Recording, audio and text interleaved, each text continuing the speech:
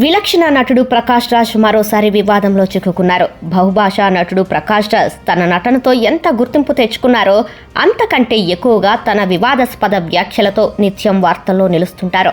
Kerala సాహిత్యోత్సవ వేడుకపై Prakash Raj ప్రసంగిస్తున్న video ఒకటి ఇప్పుడు నెట్టింట వైరల్ అయింది.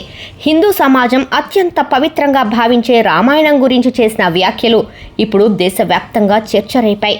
రామాయణంపై ఆయన చేసిన వ్యాఖ్యలు హిందువుల మనోభావాలను దెబ్బతీశాయనే ఆరోపణలతో ఏప్రిల్ 2026లో ఆయనపై క్రిమినల్ కేసు నమోదైంది. శ్రీరామచంద్రుడు, లక్ష్మణులు ఉత్తర భారతదేశం నుంచి వలస వచ్చిన కూలీలని తన ప్రసంగంలో చెప్పుకొచ్చారు ప్రకాష్ రాజ్. రాముడు ఉత్తరాదివాడని, రావణుడు దక్షిణాది గిరిజనుడని, కేవలం పండ్ల దొంగతనం చేయటం వల్లే వారిద్దరి మధ్య గొడవ మొదలైనట్లు ఆయన వ్యాఖ్యలు చేశారు.